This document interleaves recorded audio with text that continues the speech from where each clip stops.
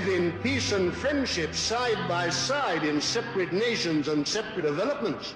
But we cannot have the mix-up of peoples and races who are widely different and divergent.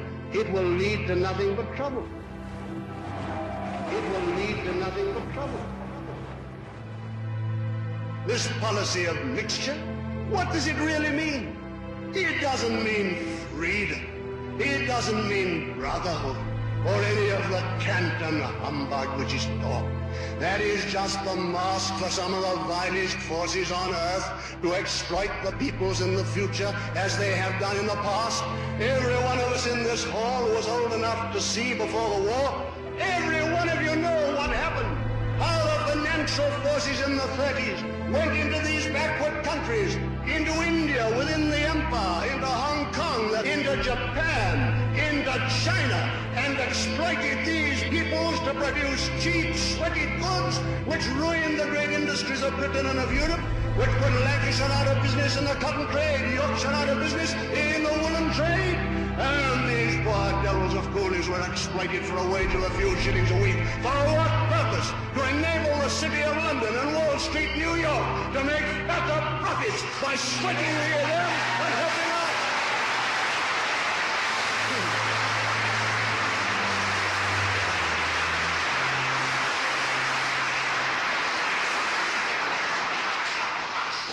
That is why it was done. That was the whole purpose. And with what result? China thrown into the arms of communism. The largest population in the world simply passed as a present to communism. Because if you treat people like that, it's the only possible result. If there's no one to save them, no one to help them, and they've simply been ground into poverty and sweating and exploitation, what can you expect except they go communist as they did? And all these countries which have been exploited, thrown and tossed aside by finance, and now becoming the victims of communism. So finance seeks fresh fields of exploitation. Where do they turn? When the old people are exhausted.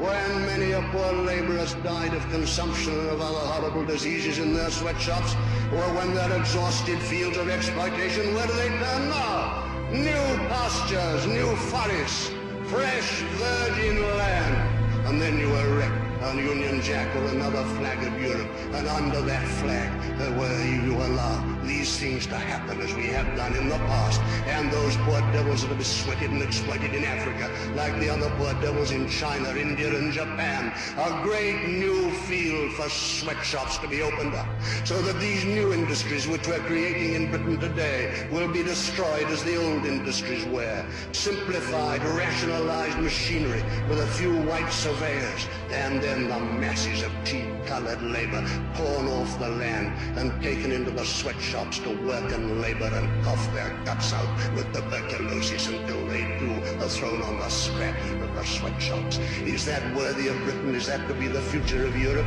And is this competition to be organized within our European Brotherhood, bringing in these sweat fields in Africa into our Europe civilization so that the financial power in one European country can use it against the financial power in another?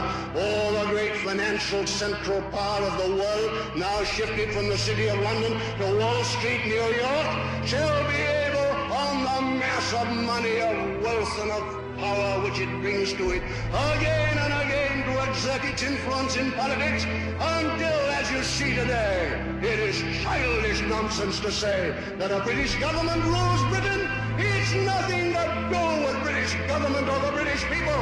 The government of the